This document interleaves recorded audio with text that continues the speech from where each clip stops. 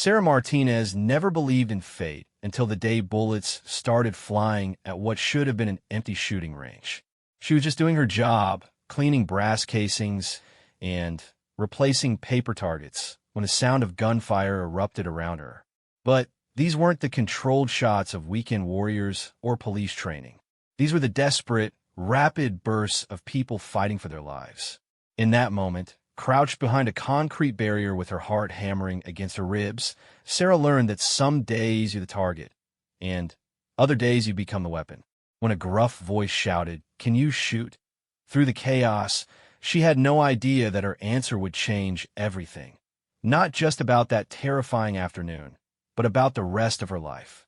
This is the true story of how an ordinary woman found extraordinary courage when it mattered most, and how a stranger's trust turned a cleaning lady into something she never knew she could become. Sarah Martinez pulled her beat-up Honda into the gravel parking lot of Desert Vista shooting range at exactly 6 in the morning, just like she had every Tuesday and Thursday for the past 8 months. The Arizona sun was already promising another scorching day, and she wanted to finish her cleaning duties before the heat became unbearable. At 28, Sarah had worked more jobs than most people twice her age. She had cleaned office buildings, waited tables, stocked shelves, and even tried her hand at telemarketing. But this job at the shooting range was different. It paid better than most, the hours were flexible, and her boss, Frank Morrison, treated her with respect. More importantly, it gave her time to think about her future while she worked. Sarah was saving every penny she could. Her dream was to open a small cafe in her hometown of Tucson, where she could serve the kind of authentic Mexican food her grandmother had taught her make. She had already saved $12,000, and she figured she needed about $15,000 more to make her dream a reality. Every brass casing she swept up and every target she replaced brought her a little closer to that goal. The shooting range was quiet at this hour. Frank usually didn't arrive until 8, and the first customers rarely showed up before 9. This gave Sarah 2 hours to work in peace, listening to her favorite podcast about small business ownership while she cleaned. She had developed a routine that made the work go by quickly. First, she would sweep the shooting bays, collecting the spent brass casings that shooters left behind. Frank sold these to a recycling company, and he had told Sarah that her thorough cleaning had increased their monthly brass collection by nearly 30%. Then, she would replace any damaged targets, clean the benches, and mop the floors.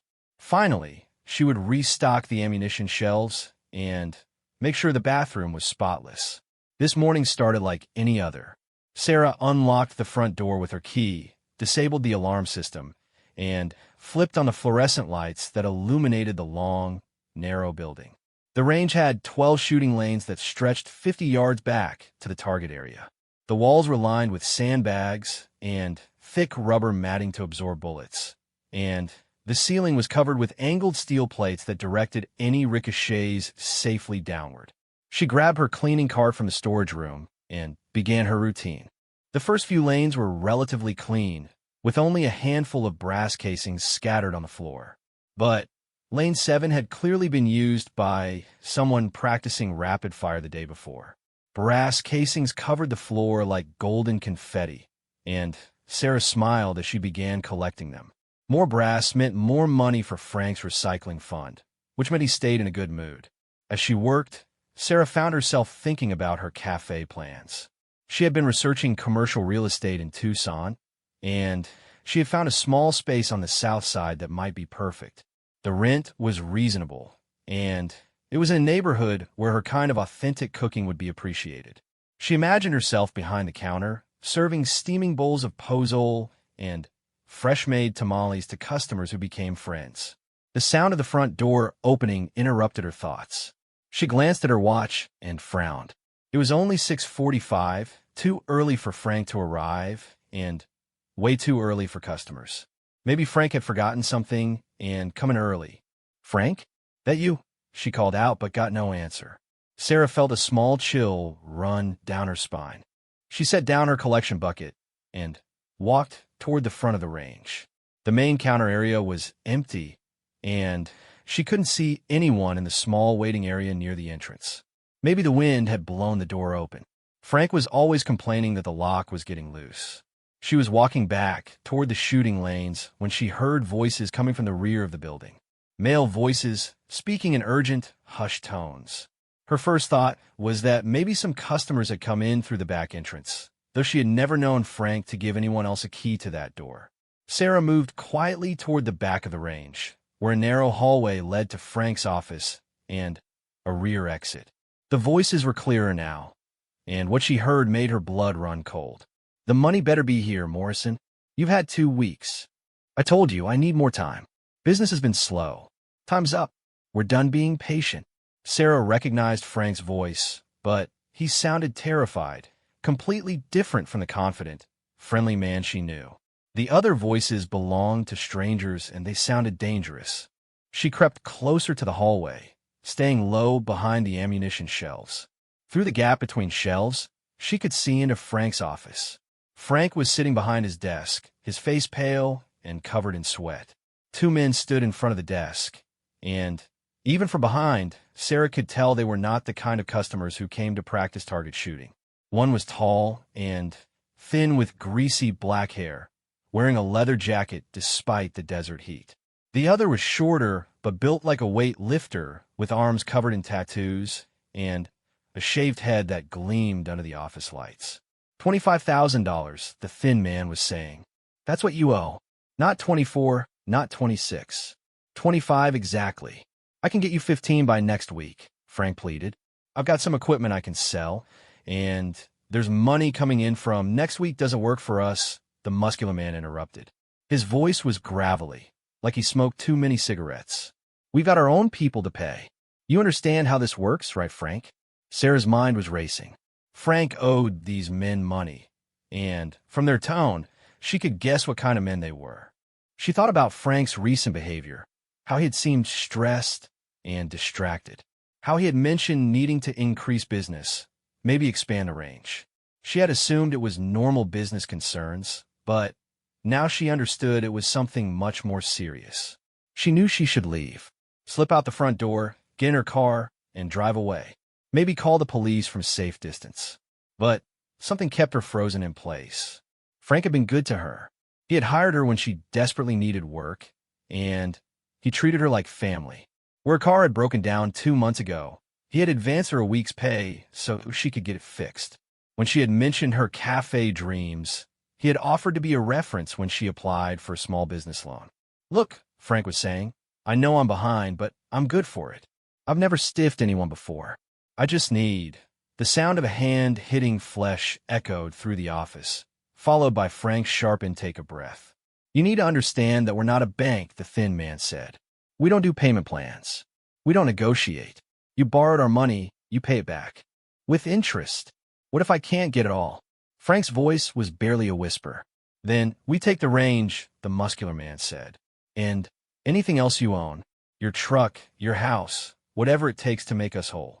But here's the thing, Frank. Even if we take everything, you're still going to owe us." And then things get unpleasant. Sarah heard Frank make a sound that might have been a sob. She had never seen him as anything but confident and in control. Watching him being terrorized by these men made her feel sick and angry at the same time. The thin man walked around the desk and put his hand on Frank's shoulder. "But we're reasonable people, Frank. We don't want to hurt you. We want our money. So here's what's going to happen. You got until Friday. That's 3 days. You bring us $25,000 to the warehouse on Industrial Boulevard, or we come back here and close you down permanently." "I understand," Frank whispered. "Good. Now, one more thing.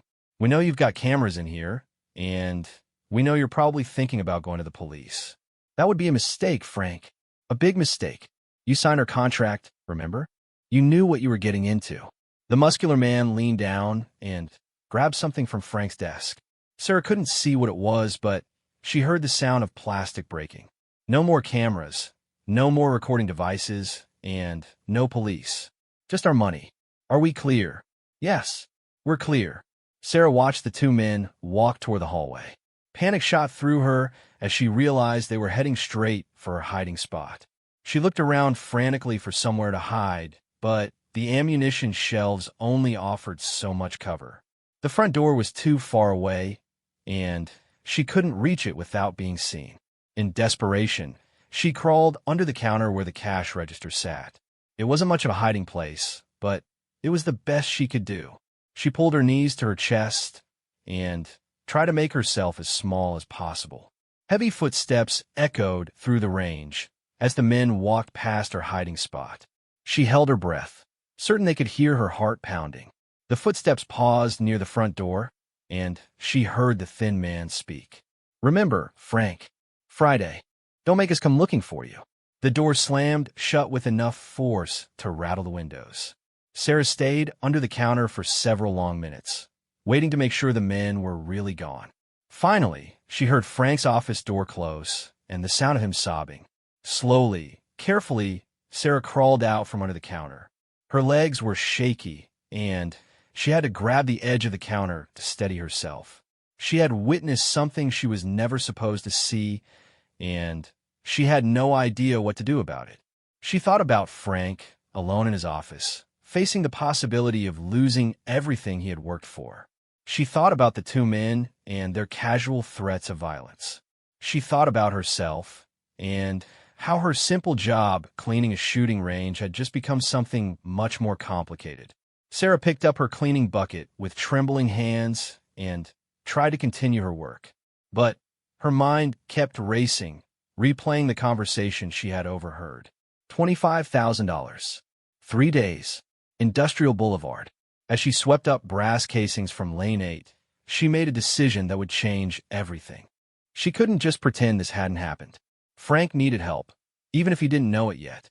And somehow, someway, she was going to figure out how to give it to him. The morning sun was streaming through the front windows now, and in a few hours, the range would be full of regular customers practicing their shooting. Everything would look normal on the surface.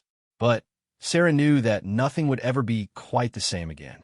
She finished cleaning the lanes in record time, her movements quick and efficient despite her racing thoughts. When Frank finally emerged from his office an hour later, she was restocking ammunition and trying to look like everything was normal. "Morning, Sarah," Frank said, but his voice was hoarse and his eyes were red. "Morning, Frank. You okay? You look tired." Frank managed a weak smile. "Just some business stuff keeping me up. Nothing to worry about." But Sarah could see the fear in his eyes, and she knew that everything was very much worth worrying about. As Frank went about his morning routine of preparing the range for customers, Sarah continued her work and began forming a plan. She didn't know exactly how she was going to help him, but she knew she had to try. After all, Frank had given her a chance when she needed one. Now it was time to return the favor, even if he didn't know he needed it yet. The next day, Sarah arrived at the shooting range with a sense of purpose she had never felt before. She had spent the previous evening researching everything she could about Frank's situation. She looked up loan sharks, illegal lending, and debt collection tactics. What she learned made her stomach turn, but it also strengthened her resolve to help. She had also done something that surprised even herself. She had gone to a gun store and bought her first firearm, a small revolver that the salesman assured her was perfect for a beginner. She had never been interested in guns before, despite working at a shooting range. But after witnessing Frank's encounter with those dangerous men, she realized that sometimes you needed more than good intentions to protect the people you cared about. Frank was already at the range when she arrived, which was unusual. Normally, he showed up just before opening time, but today his truck was in the parking lot at dawn. When Sarah entered the building, she found him sitting at the front counter, staring at a stack of papers with a look of complete despair. "Frank," she said softly, "everything all right?" He looked up, startled, as if he had forgotten she was coming in. "Oh, Sarah, yeah, everything's fine. Just going over some accounts." But Sarah could see that everything was far from fine. The papers in front of him were bills, and for what she could glimpse, they were mostly past due notices. Electric company, suppliers, insurance payments. Frank wasn't just dealing with loan sharks. He was behind on everything. "How bad is it?" she asked, sitting down across from him. Frank's eyes widened.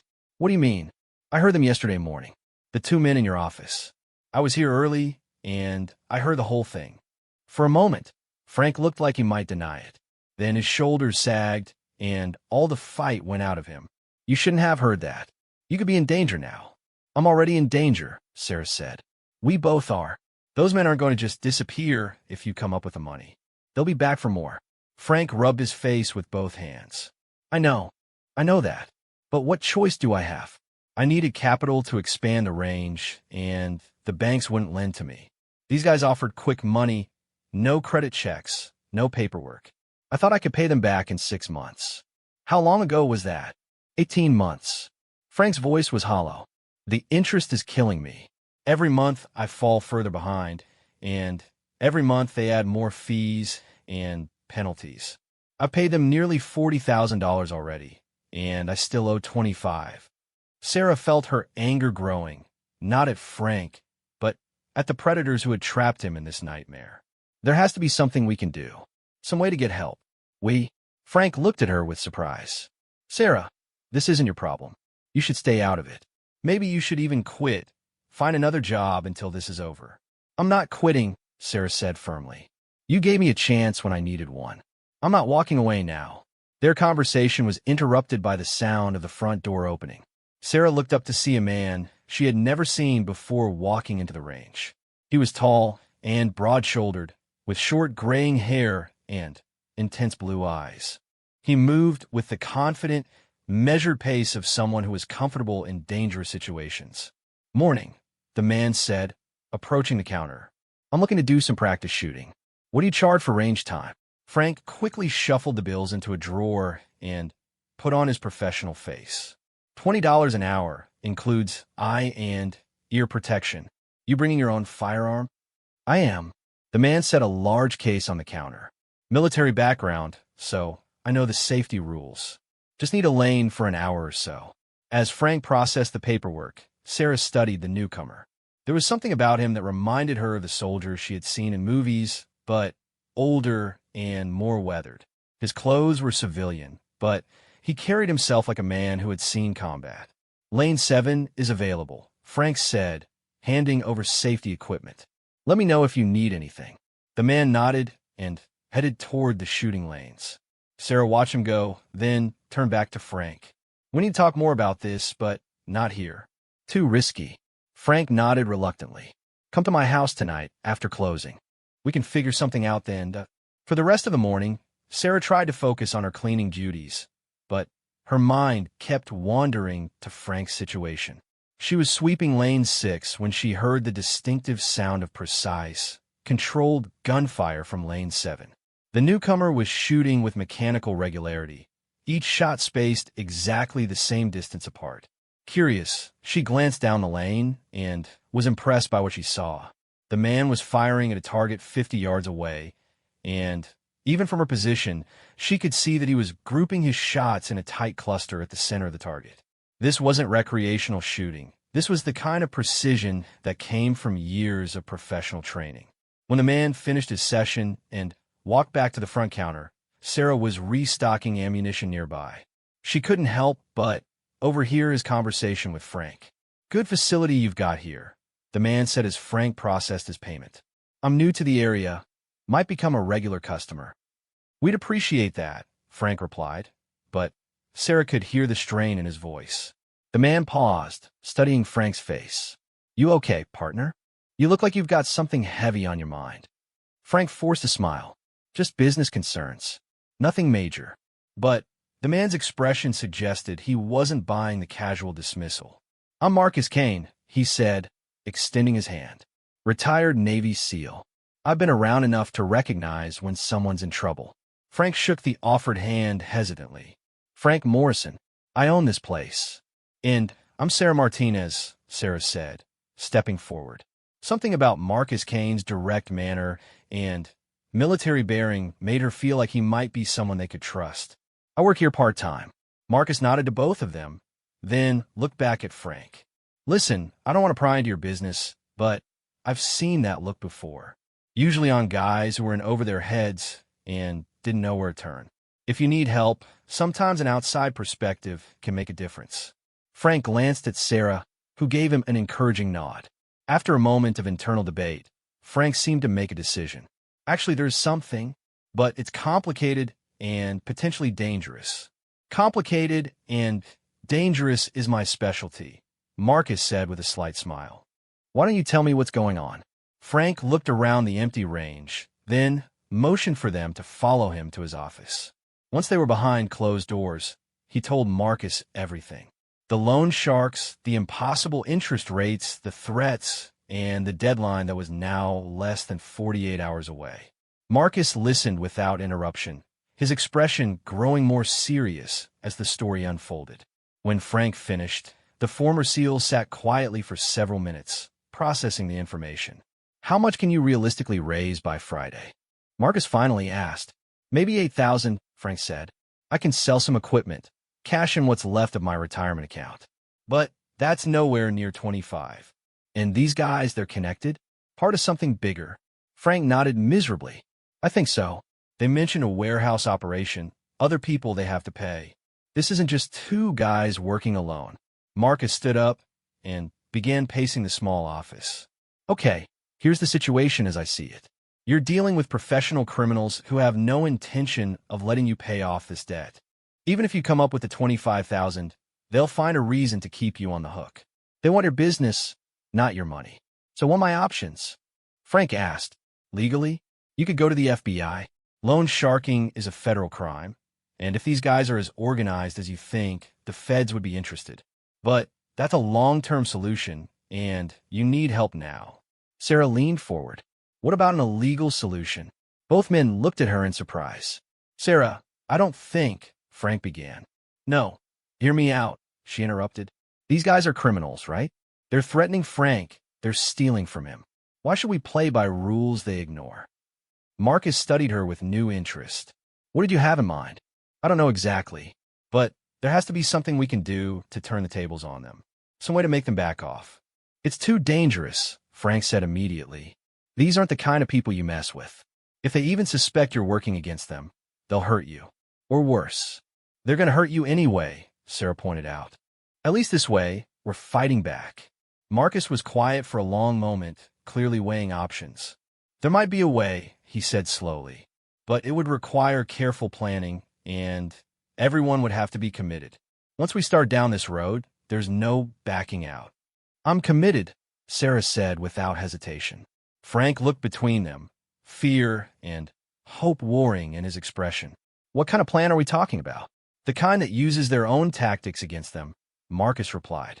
These guys rely on fear and intimidation. They expect their victims to be helpless and isolated. But what if you weren't helpless? What if you had backup they didn't know about? Sarah felt her pulse quicken. You mean like an ambush? Not exactly. More like a demonstration of strength. Show them that Frank isn't as vulnerable as they think, and that continuing to threaten him might be more trouble than it's worth. Frank shook his head. I can't ask you to put yourselves at risk for my mistakes. You're not asking, Sarah said firmly. We're volunteering. Marcus nodded in agreement. Frank, I've spent 20 years dealing with bullies who think superior firepower makes them untouchable. The thing about bullies is they usually fold when they encounter real resistance. But how do we, Frank started to ask. Leave that to me, Marcus interrupted. But I'm going to need both of you to trust me completely. Can you do that? Sarah didn't hesitate. Yes. Frank looked at both of them for a long moment, then slowly nodded. What do you need us to do? For now, nothing. Go about your normal routine.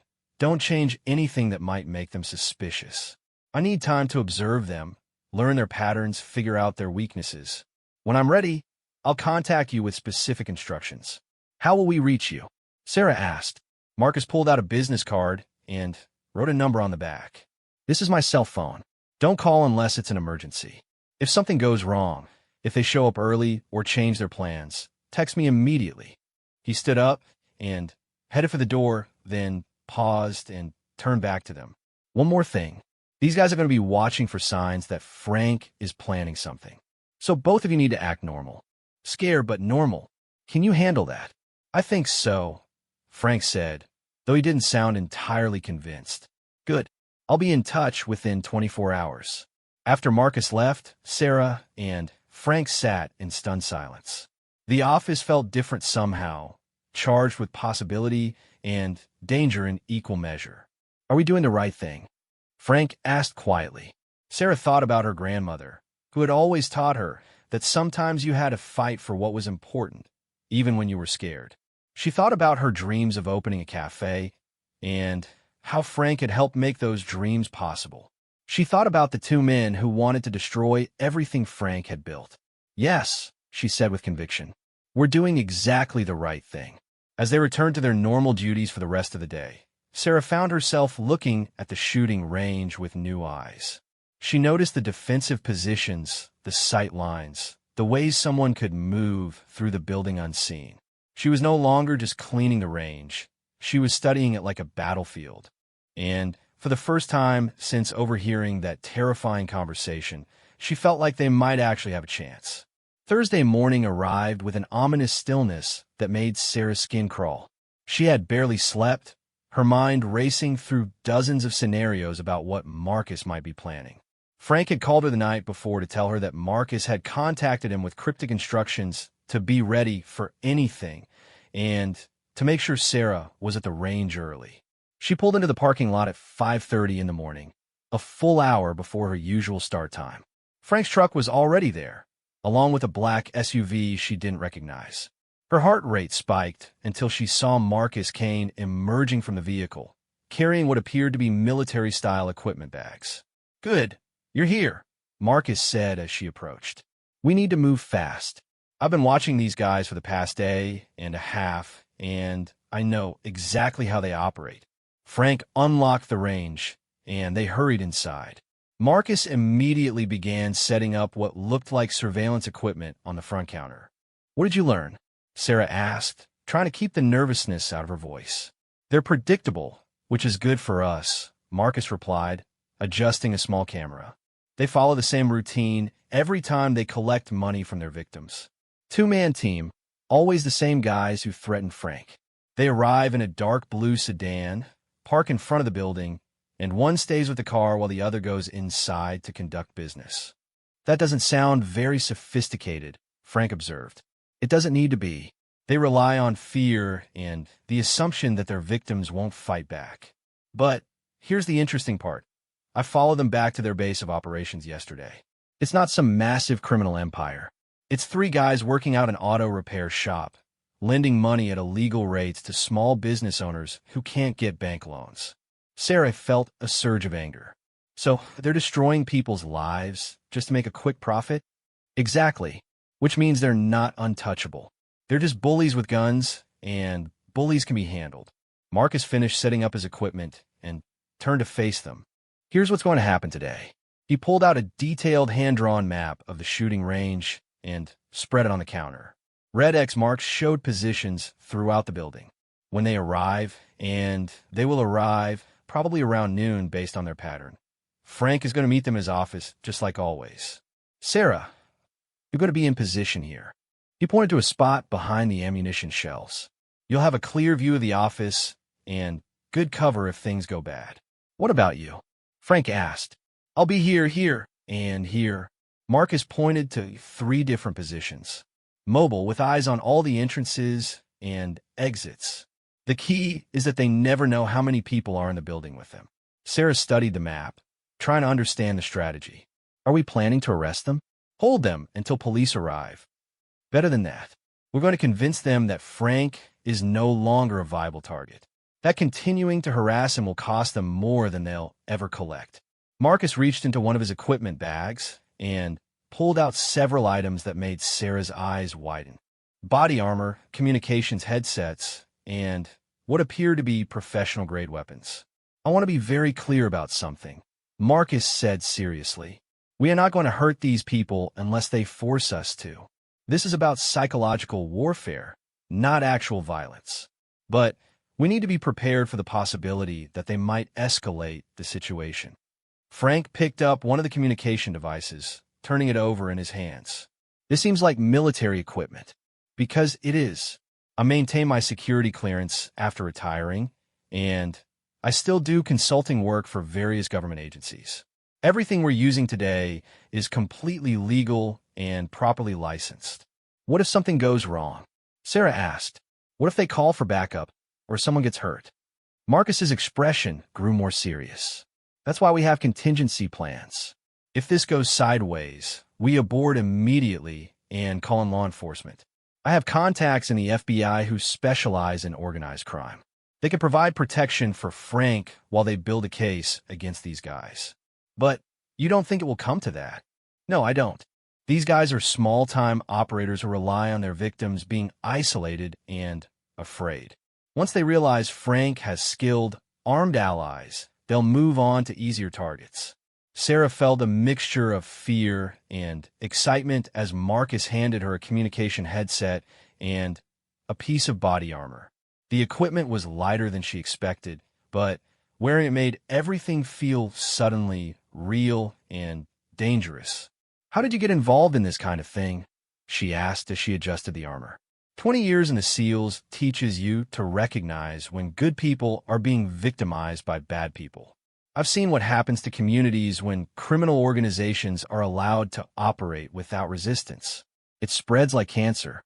Frank was struggling with his own equipment, clearly uncomfortable with the military gear. I feel like I'm playing dress-up for a war movie. Good, Marcus said. If you're nervous, you'll be alert. Alert keeps you alive. They spent the next 2 hours rehearsing the plan. Marcus had them practice moving to their positions, using the communication system, and responding to various scenarios he might call out. Sarah was surprised by how quickly she adapted to the tactical thinking. Her years of studying the shooting range layout as part of her cleaning routine had given her an intuitive understanding of sight lines and cover positions. At 10 o'clock, the first regular customers began arriving. Marcus temporarily moved his equipment to Frank's office while Sarah and Frank maintained their normal routine. But underneath the ordinary surface of sweeping floors and checking targets, Sarah felt the constant tension of waiting for something momentous to happen.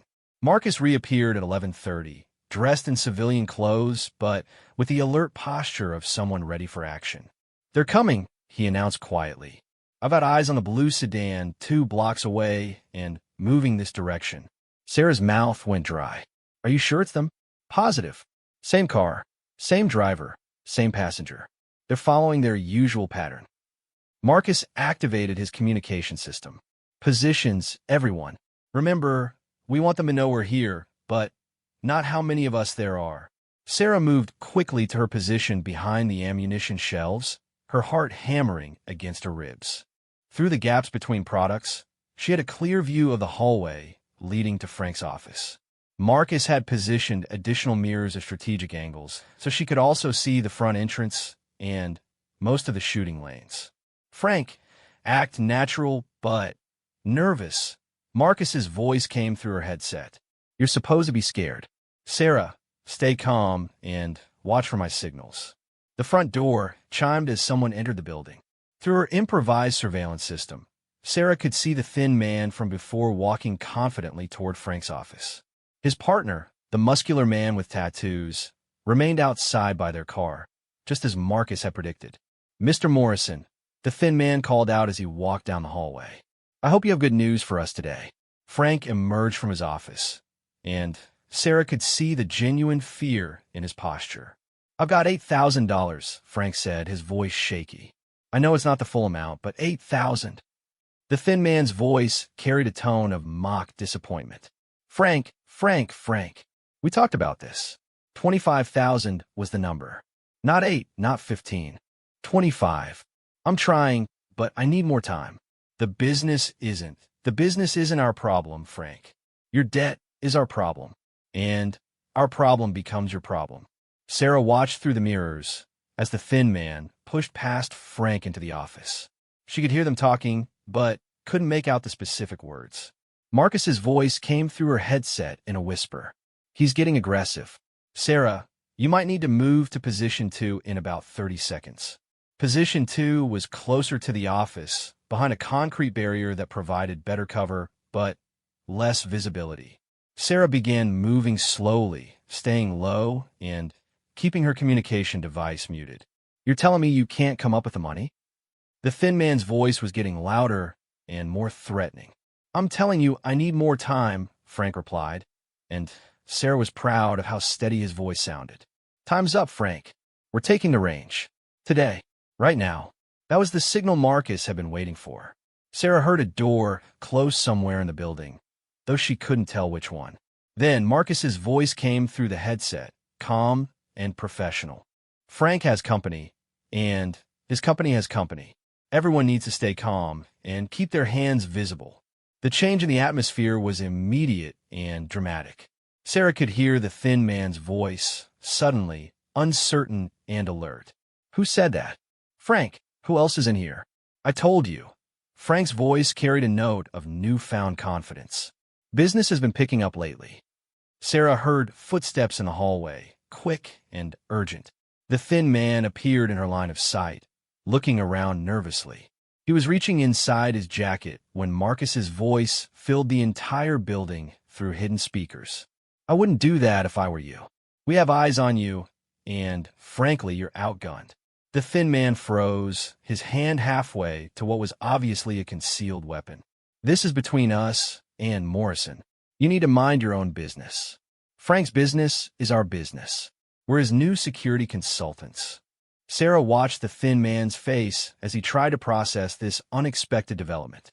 She could see him calculating odds, trying to figure out how many people he was dealing with and where they might be positioned. How many of you are there? The thin man called out. Enough, Marcus replied. The real question is whether you want to find out the hard way. Through her earpiece, Sarah heard Marcus give her a specific instruction. Sarah, I want you to make some noise at your position. Let him know someone is behind him. Sarah picked up a piece of brass casing and deliberately dropped it on the concrete floor. The small metallic sound echoed through the range, and she saw the thin man spin around, trying to locate the source. You're surrounded, Marcus announced. Your partner outside is also being watched. We have people in positions you haven't even considered. This was a bluff, Sarah realized. Marcus was the only one in position to see the exterior of the building. But the thin man didn't know that. What do you want? The thin man asked, and Sarah could hear the uncertainty in his voice. We want you to listen very carefully, Marcus replied. Frank doesn't owe you anything. The loan you made him was illegal. The interest rate violates federal lending laws, and your collection methods constitute extortion and intimidation. You have no legal standing whatsoever. Legal standing? The thin man's voice carried a note of incredulous anger. You think this is about legal standing? No, I think this is about cost-benefit analysis. You're small-time operators who pick on isolated business owners because it's easy money. But Frank isn't isolated anymore, and we're not easy targets. Sarah could see the thin man through the mirrors, and she watched his body language change as the reality of the situation sank in. He was outnumbered, outgunned, and dealing with people who clearly knew what they were doing. So here's what happens next, Marcus continued. You walk out of here, you get in your car with your friend, and you drive away. You don't come back, you don't call, you don't send anyone else. Frank's debt to you is canceled as of right now. And if we don't agree to that, the question hung in the air for several long seconds. Then Marcus's voice came back, cold and professional. Then we stop being polite and start being creative. You really don't want to find out how creative a retired Navy SEAL can be when he's protecting people he cares about. Sarah heard the thin man mutter something that sounded like profanity. Through the mirrors, she could see him looking around the range one more time, trying to spot the hidden observers. This isn't over, he said finally. Yes, it is, Marcus replied. And just so we're completely clear, we have photographs of you, your vehicle, and your license plate. We know where you operate from, and we have contacts in federal law enforcement who are very interested in loan shark operations. If anything happens to Frank, if anyone comes around asking questions, if so much as a window gets broken at this business, you'll find out what it feels like to be the target instead of the predator. The thin man stood still for another moment, clearly weighing his options. Then, without another word, he turned and walked quickly toward the front door. Sarah watched through the mirrors as he left the building and got into the blue sedan. Within minutes, they were gone. All clear, Marcus announced. Everyone can stand down. Sarah emerged from her position on shaky legs, adrenaline still flooding her system. Frank appeared from his office, looking stunned and relieved in equal measure. Did that really just happen? Frank asked.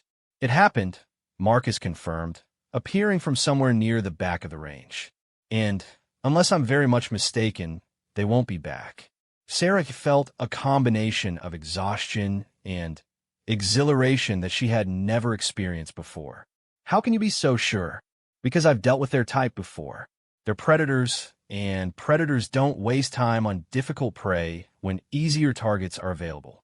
Frank just became too much trouble to be worth their time. Frank sank into a chair behind the counter, running his hands through his hair. I can't believe we pulled that off.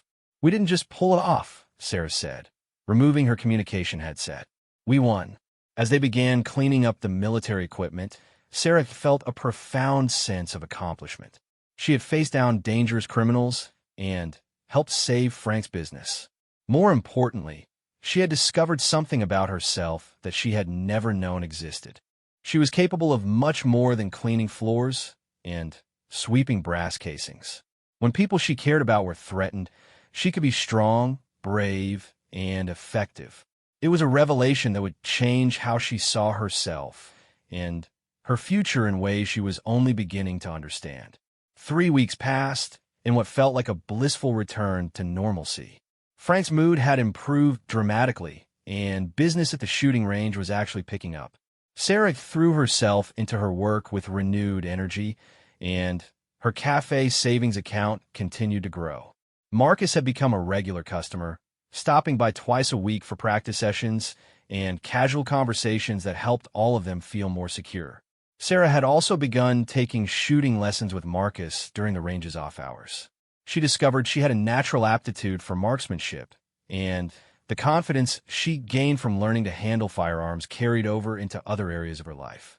For the first time in years, she felt truly in control of her destiny.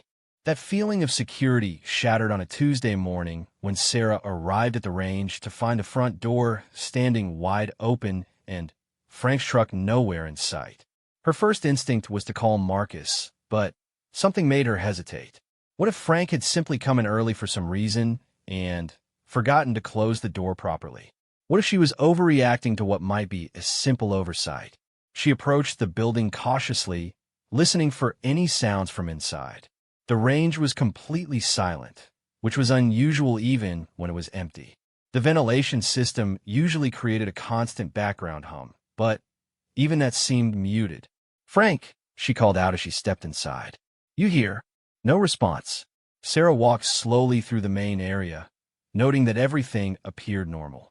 The cash register was closed, the ammunition displays were neat and organized, and the shooting lanes showed no signs of disturbance. But something felt wrong, and it took her a moment to identify what it was. The smell. There was a faint odor in the air that didn't belong, something chemical and harsh that reminded her of cleaning solvents. She was reaching for her phone to call Marcus when she heard a sound from the back of the building. A soft thump, like something heavy being moved. Her blood turned to ice as she realized that Frank might not be alone in the building. Moving as quietly as possible, Sarah crept toward the rear hallway. The smell was stronger back here, and she could see that the door to Frank's office was closed. Light was visible under the door, and she could hear muffled voices. Her hand was shaking as she pulled out her phone and texted Marcus. "Emergency at range. Multiple people in Frank's office. Need help now." Marcus's response came within seconds. "On my way. Stay hidden. Do not engage. 10 minutes. 10 minutes felt like an eternity when someone you cared about might be in danger. Sarah found a position behind the ammunition shelves where she could observe the hallway while remaining concealed. The voices from Frank's office were becoming clearer, and what she heard made her stomach drop. "We told you this wasn't over, Morrison. Did you really think bringing in some military tough guy was going to make us disappear? I don't know what you're talking about." Frank's voice was strained, and Sarah could hear genuine fear in it. "Don't play stupid. We know all about your SEAL friend and his little operation. Very impressive, very professional. But here's the thing about impressive professionals. They usually work alone. Sarah heard the sound of something being knocked over, followed by Frank's sharp intake of breath. See, the problem with guys like your friend Marcus is that they think like soldiers. Clear objectives, defined missions, rules of engagement. But this isn't a war zone, Frank. This is business, and business doesn't follow military protocols. A different voice joined the conversation, one Sarah didn't recognize. We've been watching this place for 3 weeks, learning your patterns, your friend's schedule, when that little cleaning lady shows up for work. Very thorough intelligence gathering. Sarah's blood ran cold as she realized they had been under surveillance the entire time. These weren't the same 2 men who had threatened Frank before. These were different people, and they sounded much more dangerous. "Where is Marcus?" the first voice asked. "I don't know," Frank replied, and Sarah could hear the honesty in his voice. "He comes and goes on his own schedule. I don't keep track of him." "Well, that's unfortunate for you, because we need to have a conversation with him. And until that conversation happens, you're going to be our guest." The sound of duct tape being pulled from a roll made Sarah's decision for her.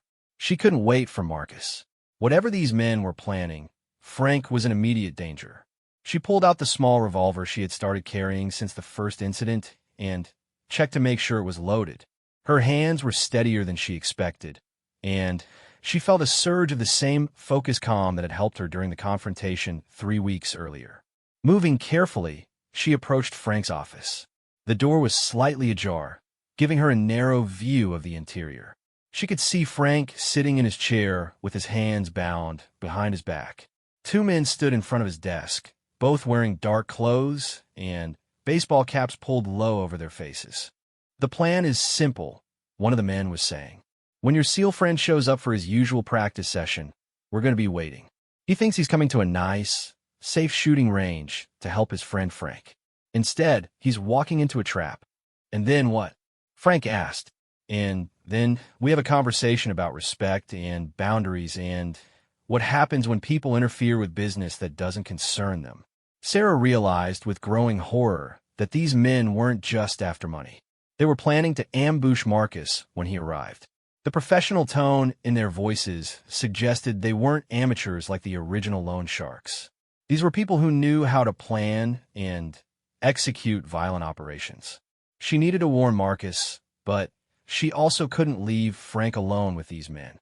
Her phone buzzed with a text message. 2 minutes out. Status. Sarah looked at her phone, then at the scene in Frank's office, and made a decision that surprised her with its clarity. She typed back, "Trap. Multiple hostiles. Do not approach building. Frank taken hostage." The response was immediate. "Understood. Calling backup. Stay hidden." But staying hidden meant leaving Frank at the mercy of people who had already demonstrated their willingness to use violence. Sarah thought about everything Marcus had taught her about tactical thinking. Sometimes the best defense was an aggressive offense, especially when the enemy wasn't expecting resistance. "Frank," she called out loudly, "I'm back early. Sorry if I'm interrupting anything important." The effect was immediate and dramatic. Through the gap in the door, she could see both men spin toward the sound of her voice. One of them moved quickly to the office door, while the other positioned himself behind Frank. "Who else is in here?" the man at the door called out. "Just me," Sarah replied, making sure her voice carried clearly through the building. "Sarah Martinez. I work here part-time. Is Frank okay? His truck isn't outside." She heard the men whispering urgently to each other, clearly debating how to handle this unexpected development. Then, the man at the door called out again. "Sarah, we need you to come back to the office. Frank wants to talk to you." "Okay, sure. Let me just put my stuff down." Sarah used the delay to text Marcus one more time, creating distraction. "Office rear of building. 2 hostiles minimum." Then, she put her phone away and began walking slowly toward the office, her revolver hidden behind her back. Her heart was pounding, but her mind felt surprisingly clear. She understood that she was walking into extreme danger, but she also understood that sometimes you had to take risks to protect the people you cared about. "Sarah," Frank called out as she approached, "you need to leave. Right now." "Nobody's leaving," one of the men said firmly. Everyone stays right where they are until we're finished with our business. Sarah stepped into the doorway of the office, making herself visible while keeping her weapon concealed. She could see both men clearly now. They were younger than the original loan sharks, probably in their 20s, and they carried themselves with the confident menace of people who were comfortable with violence. "What kind of business?" she asked, trying to keep her voice steady. "The kind that's none of your concern," the man behind Frank replied. "But since you're here, you might as well make yourself comfortable. We're going to be waiting for a while." "Waiting for what?" "For your friend Marcus to show up, so we can have a friendly chat about staying out of other people's affairs." Sarah felt a surge of anger at the casual way they talked about ambushing Marcus. These men had no idea what they were dealing with, and their overconfidence might be the advantage she needed. "Marcus isn't coming today," she said. "He only comes on Thursdays and Saturdays for practice." "Is that right?" The man at the door studied her face carefully. "And how would you know his schedule?" "Because I help Frank keep track of when the regulars come in. It helps us plan ammunition orders and range maintenance." This was a complete lie, but it was the kind of operational detail that might make them reconsider their timeline. If they thought they had to wait several days for Marcus to appear, they might make mistakes or become careless. "Check her phone," the man behind Frank instructed. "See if she's been in contact with anyone." Sarah's mind raced as the man at the door approached her with his hand extended. If they checked her phone, they would see her recent messages to Marcus and realize he was already on his way. But if she resisted, they would know immediately that she was more than just an innocent employee who had wandered into a dangerous situation. "I don't have my phone with me," she said, hoping her voice sounded natural. "I left it in my car." The man stopped and looked at her suspiciously. "Nobody leaves their phone in their car." "Ido. Frank has rules about personal calls during work time." It was another lie, but it was consistent with the image she was trying to project. The man seemed to consider this, then took another step toward her. "Turn around. Put your hands against the wall." This was the moment Sarah had been dreading. If she complied, they would find her weapon and realize she wasn't the helpless victim they assumed her to be. If she resisted, the situation would escalate immediately. She was about to make a decision that would change everything when the sound of breaking glass erupted from somewhere else in the building. Both men spun toward the noise, and Sarah heard Marcus's voice calling out from the front of the range. "Federal agents. Everyone on the ground now." The effect was instantaneous chaos. The man at the door drew a pistol and rushed toward the hallway, while the man behind Frank grabbed him and used him as a human shield. Sarah found herself alone in the doorway with a clear shot at the man holding Frank, but she couldn't risk hitting Frank if she missed. More sounds of movement came from the front of the building, followed by Marcus shouting tactical commands. "Kitchen clear. Moving to dining area." Sarah realized that Marcus was creating the impression of a full tactical team clearing the building room by room. It was a psychological tactic designed to make the hostiles panic and make mistakes. The man holding Frank was looking frantically between the hallway and the door, trying to decide which threat was more immediate. "Who did you call?" he demanded of Frank. "Nobody," Frank gasped. "I've been tied up here with you." "This is your last warning." Marcus's voice echoed through the building. "Release the hostages and surrender peacefully." The man in the hallway called back to his partner. "It's the feds. We need to go. Now." "What about the girl?" Sarah realized they were talking about her, and that her presence had complicated their escape plan. The man holding Frank was looking at her with calculation in his eyes, clearly debating whether to take her as an additional hostage or eliminate her as a witness. She made the decision for him. In one smooth motion, she brought her revolver around and pointed it directly at his chest. "Let Frank go," she said quietly. "Right now." The man's eyes widened in surprise. "You're not a cleaning lady. I'm a cleaning lady. I'm just not a helpless one." For a moment, the entire situation balanced on a knife's edge. The man holding Frank had a gun pressed against Frank's head. Sarah had her gun trained on the man, and somewhere in the building Marcus was continuing his tactical theater. Then the man made his choice. Instead of shooting Frank or surrendering, He shoved Frank forward and dove toward a window that led to the parking lot behind the building. Glass exploded outward as he crashed through, and Sarah heard him hit the ground outside. "Frank," she called out, rushing to help him up. "I'm okay," Frank said, though his hand was shaking as Sarah cut through his restraints with a pocket knife. "Where's the other one?" Their answer came in the form of gunshots from the front of the building, followed by Marcus shouting, "Stay down." Sarah grabbed Frank's arm and pulled him toward the rear exit. "We need to get out of here. Now." They burst through the back door just as the sound of approaching sirens filled the air. Marcus appeared around the corner of the building, moving in a tactical crouch with a professional-grade rifle in his hands. "Everyone okay?" he asked quickly. "We're fine," Sarah replied. "But there are at least two of them, and one went out the front." "Already handled," Marcus said grimly. "FBI is 30 seconds out. We need to secure this scene before they arrive." As federal agents swarmed the shooting range, Sarah found herself sitting in the parking lot trying to process what had just happened.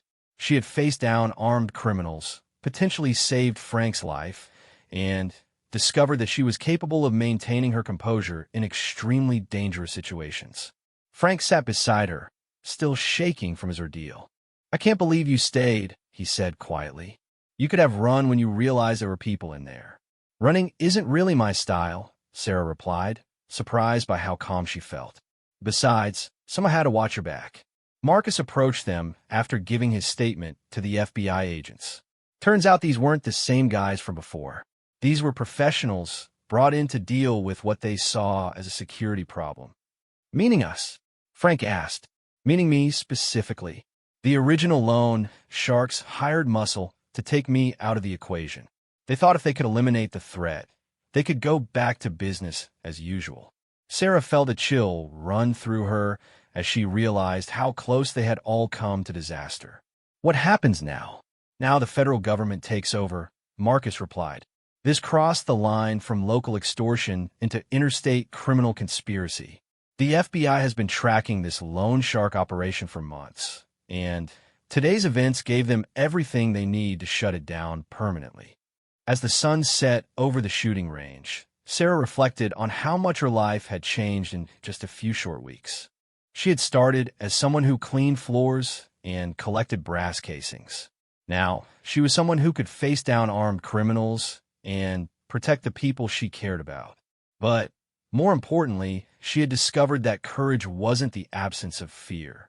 It was the decision to act despite being afraid, to stand up for what was right even when it was dangerous. And as she watched Frank talking to FBI agents about finally being free from the threats that had nearly destroyed his business, Sarah realized that sometimes the most ordinary people were capable of the most extraordinary things. 6 months after the shooting range incident, Sarah stood in the kitchen of her newly opened cafe, watching the sunrise paint the Tucson skyline in shades of gold and pink. The scent of fresh coffee and her grandmother's pozole recipe filled the air, and she could hear the gentle murmur of early customers settling into their tables. Abuela's kitchen had officially opened 3 weeks earlier, and already it felt like a dream come true. The small space on the south side of Tucson was exactly what she had envisioned: warm, welcoming, and filled with the kind of authentic flavors that reminded people of home. The path from shooting range employee to restaurant owner had been anything but traditional. After the FBI investigation concluded, Sarah had found herself something of a local celebrity. The story of the cleaning lady who helped take down a criminal organization had appeared in newspapers across Arizona, and the publicity had brought unexpected opportunities. Marcus had been the first to suggest that her experience might translate into a new career direction. "You've got natural tactical instincts and nerves of steel," he had told her. "Have you ever considered private security work?" The idea had seemed absurd at first. Sarah Martinez, who had spent most of her adult life cleaning other people's messes, working in personal protection, but Marcus had been persistent, offering to provide training and recommend her to his network of security professionals. Frank had been equally supportive, though his suggestion had been different. "You saved my business," he had said. "Let me help you start yours." The offer had been unexpected and generous. Frank proposed to invest in her cafe dream, becoming a silent partner who would provide startup capital in exchange for a small percentage of future profits. Consider it a thank you, he had said, and an investment in someone I know will succeed. Sarah had spent weeks debating between the two paths. Security work offered good money and the chance to use skills she had discovered she possessed. The restaurant business was risky and demanding, but it represented her original dream. In the end, she had chosen both. Abuela's kitchen was her primary focus, but Sarah had also obtained her private security license and worked occasional assignment for Marcus's consulting firm. The combination provided financial stability while allowing her to pursue her passion for cooking. This morning, like most mornings, she was expecting Marcus to arrive for breakfast before starting his daily workout routine. He had become not just a business associate, but a close friend, and his regular presence at the cafe provided an extra measure of security that both she and Frank appreciated. The bell above the front door chimed, and Sarah looked up to see Marcus entering with his usual measured, alert stride. But today he wasn't alone. A woman walked beside him, someone Sarah had never seen before. "Good morning," Sarah called out from behind the counter. "The usual Marcus?" "Actually, make it 2 orders," Marcus replied, guiding his companion to a table near the window. "Sarah, I'd like you to meet Agent Jennifer Chun, FBI. Jennifer, this is Sarah Martinez, the woman I've been telling you about." Sarah felt a familiar flutter of nervousness as she approached their table. Her interactions with federal law enforcement had been positive, but she still felt intimidated by the formal authority they represented. Agent Chun was a petite woman in her 30s with intelligent dark eyes and a friendly smile that immediately put Sarah at ease. "Ms. Martinez, it's a pleasure to meet you. Marcus has told me quite a lot about your actions during the shooting range incident. Please call me Sarah, and I hope it was mostly good things. Very good things. In fact, that's why I'm here." Agent Chun pulled out a business card and handed it to Sarah. "We have a situation that might benefit from your particular combination of skills and background." Sarah looked at the card, which identified Agent Chun as working for the FBI's Organized Crime Task Force. "I'm not sure I understand. I'm not a law enforcement officer." "No, but you're something potentially more valuable. You're a civilian with proven tactical abilities and no criminal justice background that might make you a target for investigation." Marcus leaned forward. "Jennifer's team is working on a case that involves criminals targeting small business owners, similar to what happened with Frank. They need someone who can blend into that environment naturally." "You mean undercover work?" Sarah felt her pulse quicken. "Not exactly undercover," Agent Chin clarified. "More like a civilian consultant who can observe and report. We believe there's a criminal organization that's systematically targeting Hispanic-owned small businesses across the Southwest, offering predatory loans, and then using intimidation to take over profitable operations." Sarah set down the coffee pot she had been holding. "That's exactly what happened to Frank. We think Frank's situation was a trial run for something much larger. The loan sharks who targeted him were working for a bigger organization that's now expanding their operation." "What would you need me to do?" Agent Chun and Marcus exchanged a look before she continued.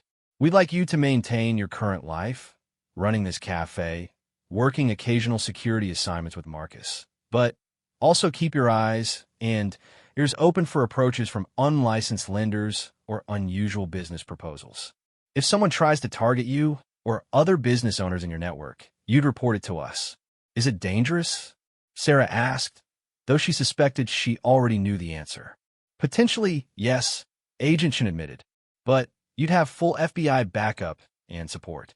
And based on your track record, we believe you can handle situations that might arise." Sarah looked around her cafe, taking in the customers enjoying their breakfast, the photographs of her grandmother on the walls, the life she had built from nothing. 6 months ago, she would have immediately declined such an offer. But 6 months ago, she had been a different person. "Can I think about it?" "Of course. Take all the time you need." Agent Chin stood up and extended her hand. "Just know that we believe you could make a real difference in protecting other people like Frank from these predators." After Agent Chin left, Sarah and Marcus sat in comfortable silence for several minutes. The morning crowd was thinning out, and Sarah found herself automatically calculating inventory needs and planning the lunch menu. "What do you think I should do?" she finally asked.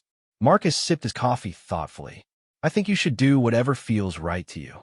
But I will say this, you have a unique combination of skills and instincts. You can read people, you stay calm under pressure, and you genuinely care about protecting others. Those are rare qualities. But I've got a business to run. This place is everything I've worked for, and it will still be here whether you help the FBI or not. The question is whether you can live with knowing that other people might be going through what Frank went through, when you might have been able to prevent it." Sarah spent the rest of the day thinking about Agent Chin's proposal. She served lunch to construction workers and office employees, chatted with regular customers about their families and jobs, and tried to imagine what it would be like to be constantly watching for criminal activity.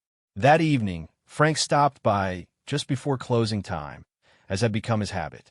His shooting range was thriving again, and he had even hired additional staff to handle the increased business that had come from the publicity surrounding their ordeal. "You look like you've got something heavy on your mind," Frank observed as Sarah cleaned tables around him. She told him about Agent Chin's visit and the FBI's proposal. Frank listened without interruption, occasionally nodding as she explained the scope of what they were asking her to do. "So, they want you to be bait," Frank said when she finished. "I don't think they see it that way." "Maybe not, but that's what it amounts to. You be putting yourself in a position where criminals might target you." Frank was quiet for a moment, then looked up at her with a serious expression. "You know I'll support whatever decision you make. You saved my life and my business. But I have to ask, why would you even consider taking this risk?" Sarah sat down across from him, trying to put her feelings into words. "Because 6 months ago, I was just trying to save enough money to open a cafe. I had small dreams and small expectations. But when you were in trouble, I discovered that I was capable of much more than I had ever imagined. And now I know that there are people out there who prey on others, who destroy lives and dreams just to make money. And I know that I have the ability to fight back against them. How can I just ignore that?" Frank smiled sadly. "You can't. That's not who you are. But promise me you'll be careful. Promise me you won't take unnecessary risks." "I promise." 3 days later, Sarah called Agent Chun and agreed to become a civilian consultant for the FBI's task force. The arrangement would allow her to maintain her normal life while staying alert for criminal activity targeting small business owners in her community. The irony wasn't lost on her. She had started as someone who cleaned up other people's messes, and now she would be helping to clean up criminal organizations that threatened innocent people. 2 weeks in her new role, Sarah was serving lunch to a group of construction workers when she noticed a man at a corner table who seemed out of place.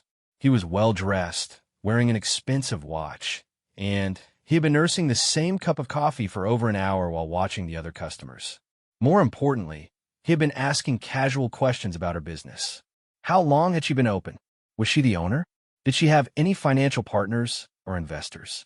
The questions might have been innocent small talk from a potential customer, but Sarah's newly trained instincts told her they might be something more deliberate. She served him a slice of her grandmother's flan and engaged him in conversation, carefully gathering information while appearing to be nothing more than a friendly restaurant owner. Within 20 minutes, she had learned that he claimed to work for a business development company that helps small restaurants expand their operations. "We provide capital for growth," he explained, handing her a business card. "No bank applications, no credit checks, no waiting for approval.